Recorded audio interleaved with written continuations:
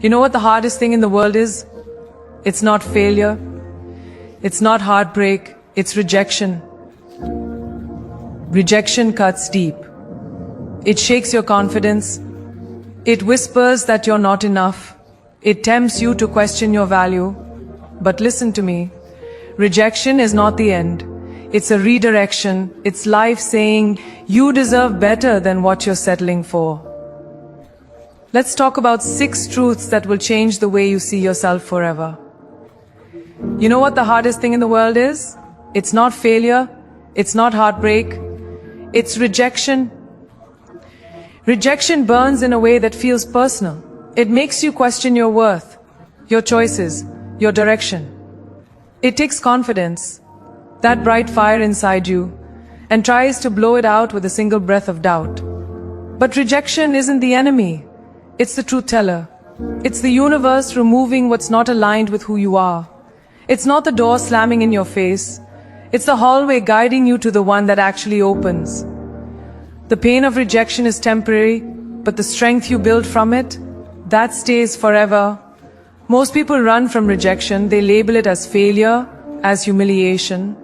But what if you saw it differently?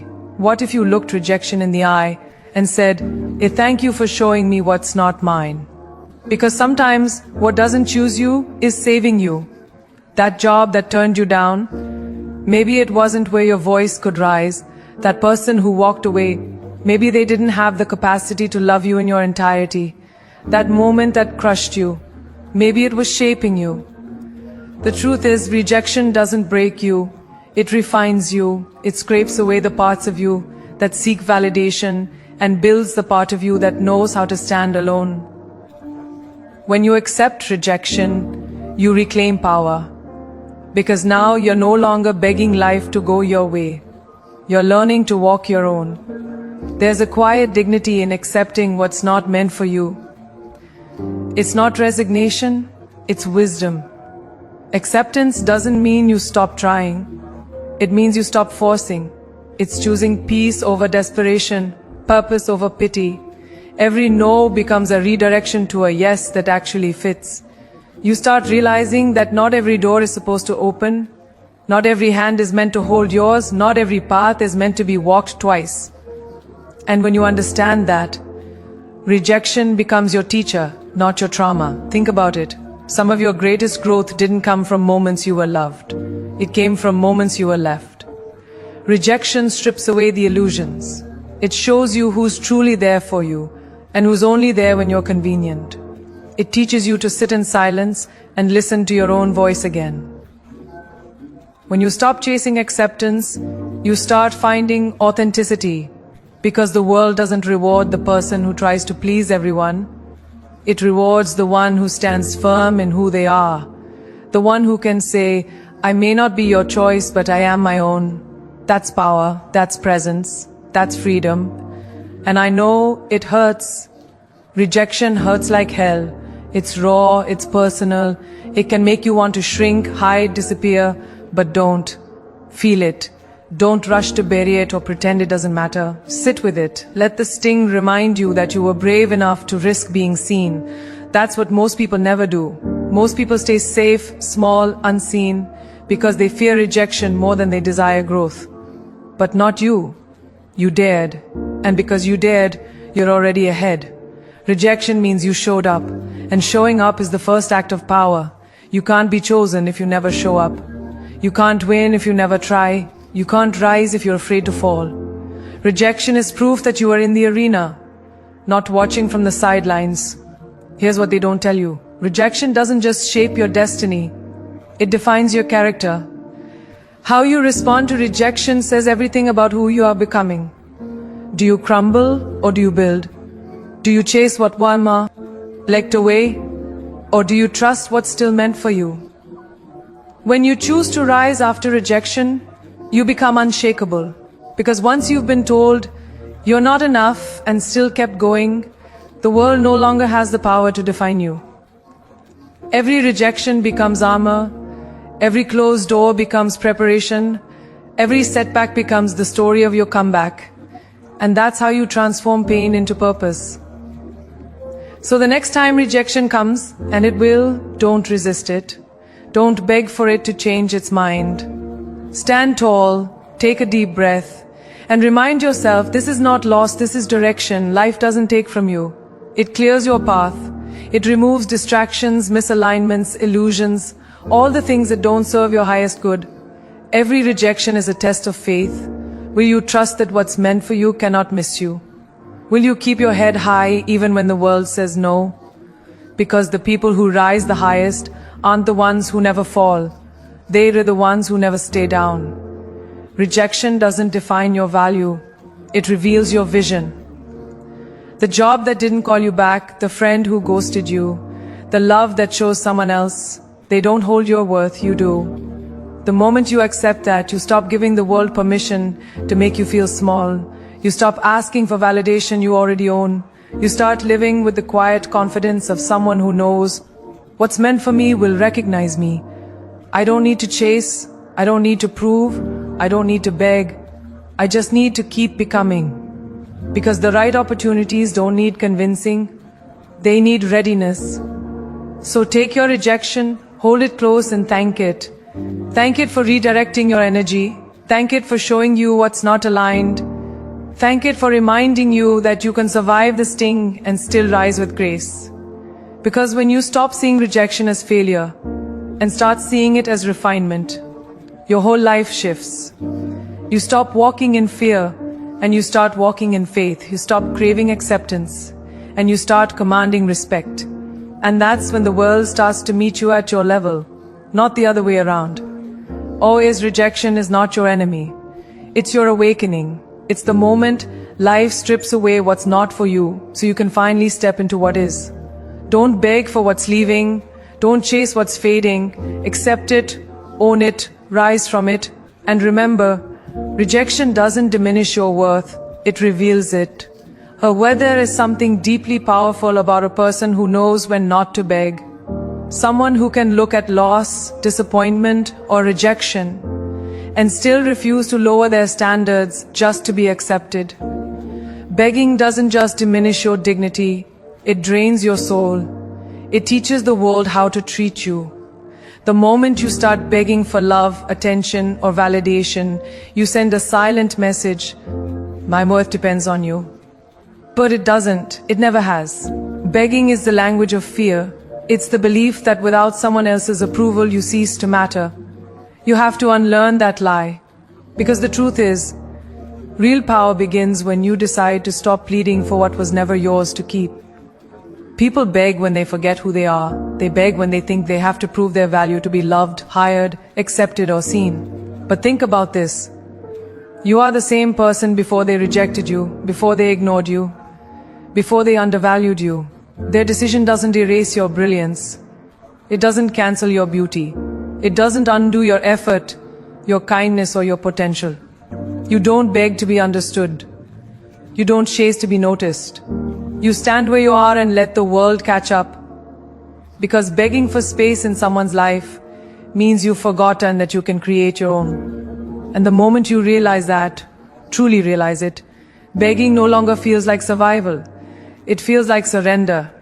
When you beg, you give away your power piece by piece. You hand over control to people who haven't earned the right to hold it. You let them dictate your emotions, your self-esteem, your peace. And that's a dangerous trade, because once you give your power away, it's hard to take it back. But you can. You always can. The moment you decide to stop explaining yourself to people who are committed to misunderstanding you, something inside you shifts. You start walking differently, speaking differently, choosing differently. You stop chasing what doesn't choose you. You start realizing that silence can speak louder than any desperate word. You don't need to beg for closure. Walking away, easy closure. There's strength in restraint. There's power in the pause. When you stop begging, you start commanding. Your energy changes from seeking to standing. You no longer approach life from a place of lack. You move from abundance, from clarity, from confidence. You begin to understand that begging for someone to see your worth is like holding a crown in your hands and asking someone else to tell you if it's real. You already know it is. So wear it, don't lower it for anyone. Because the truth is, the more you beg, the smaller you become in your own eyes. And once you shrink yourself, the world will too. Never let desperation rewrite your story. You don't need to beg for opportunities. You need to build them. You don't need to beg for attention. You need to embody our presence. The reason people beg is because they confuse patience with pleading. They think waiting means accepting crumbs. But patience doesn't mean tolerating disrespect. It doesn't mean allowing yourself to be overlooked, spoken over, or taken for granted. Patience is fear. Patience says, I know my moment will come. Begging says, please give me yours. When you operate from faith, you understand that what's meant for you cannot be withheld by anyone. So you stop chasing, you stop belong to you. The opportunities, the relationships, the peace, the success, they don't require chasing. They require becoming. What's meant for you won't need to be hunted down. It will recognize you when you're ready. The only thing you should ever be chasing is your own growth, your own evolution, your own greatness. Everything else will find its way. When you chase, you shift your energy from confidence to scarcity. You stop being the chooser and start becoming the follower. You forget your own power. You start measuring your worth by how close you can get to something or someone else, instead of remembering that what you have to offer is already enough. Chasing is the illusion that control equals security. You think if you hold on tight enough, call enough times, prove enough points, show enough love, they'll stay.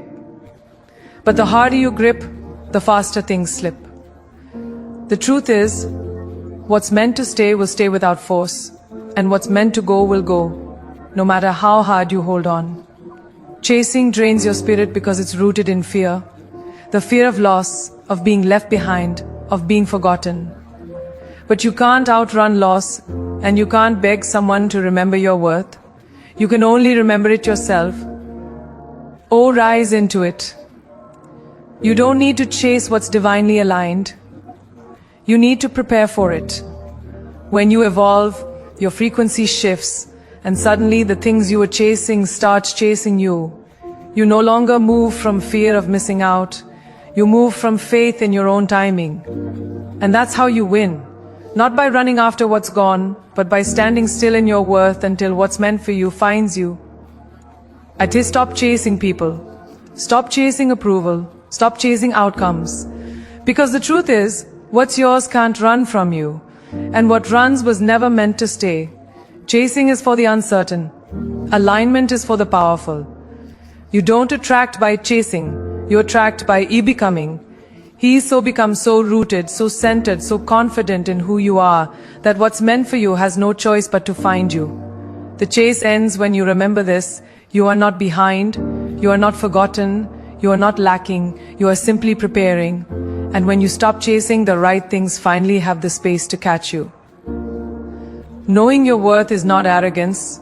It's awareness. It's the moment you stop waiting for someone else to tell you you're enough and finally decide to believe it yourself.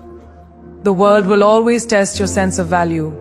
People will underestimate you, opportunities will overlook you, and situations will try to convince you to settle for less. But knowing your worth means refusing to accept discounts on your destiny.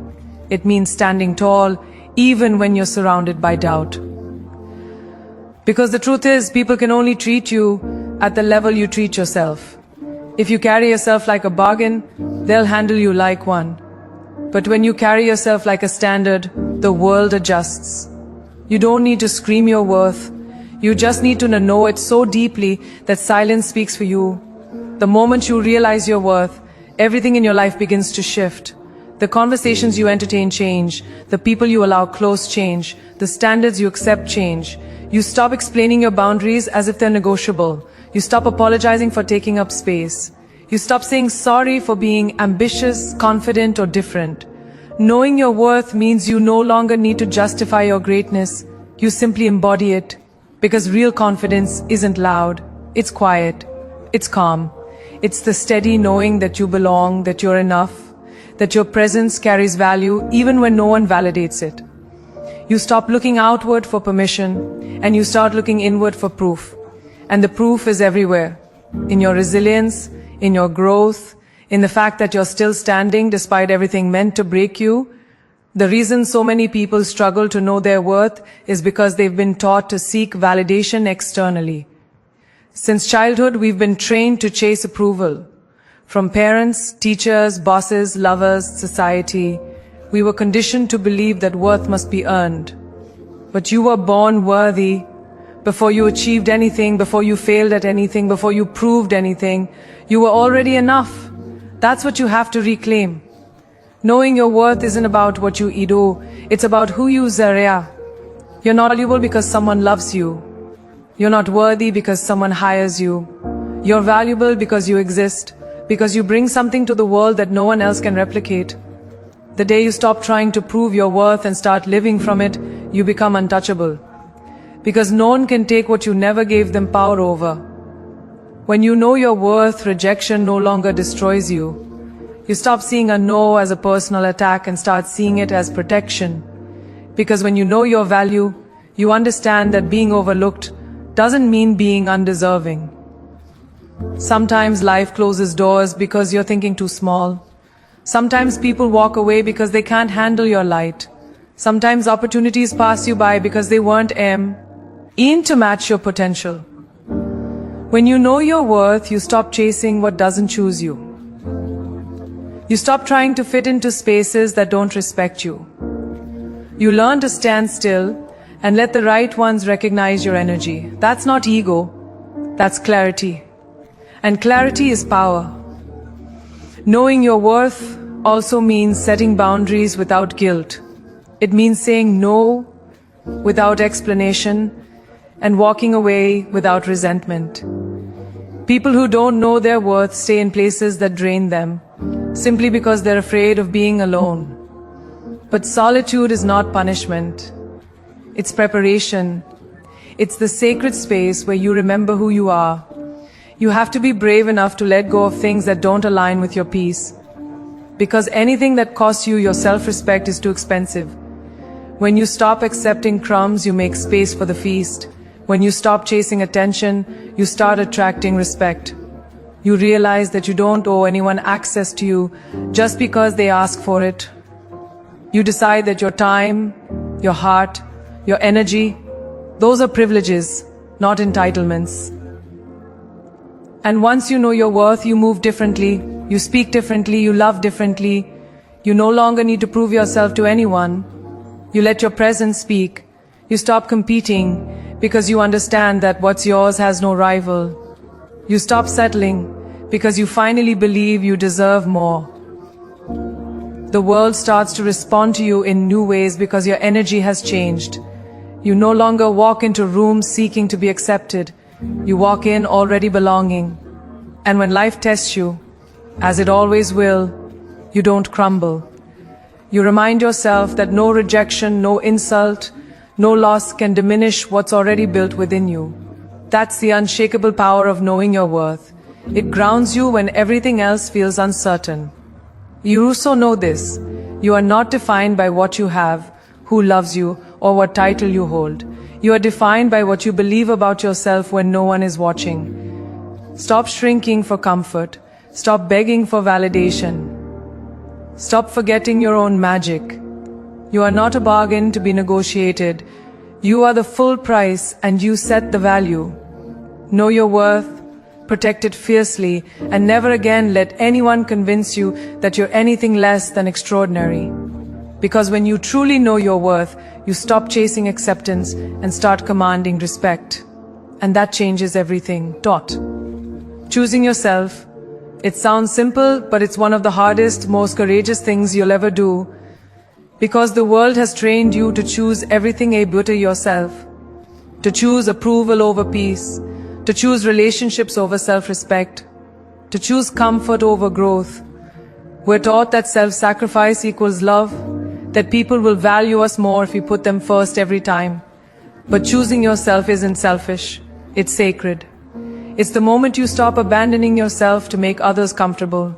It's the moment you stop dimming your light so someone else can shine brighter. Choosing yourself doesn't mean you don't care. It means you finally care enough to protect your sanity, your dreams, and your worth. You cannot pour into anyone if you are constantly emptying yourself just to be accepted. The truth is, choosing yourself often means disappointing others, and that's okay. You will lose people who benefited from your lack of boundaries. You will outgrow places that were comfortable but uninspiring. You will walk away from conversations that drain your energy, from relationships that require you to beg for basic respect. And when you do, people might call you distant, selfish, or cold. Let them, because the same people who call you selfish for choosing yourself are the ones who thrived when you didn't. Growth will always be misunderstood by those committed to your smaller version. You can't carry everyone with you. Not everyone was built to go where you're going. Choosing yourself means accepting that solitude. Youth may come before success, silence before peace, and loneliness before alignment. But those moments are not punishments, they are purification. When you choose yourself, you take back control of your story. You stop waiting for someone else to give you permission to start living. You no longer beg for opportunities, you create them. You stop settling for love that drains you and start becoming the kind of person who attracts love that heals you.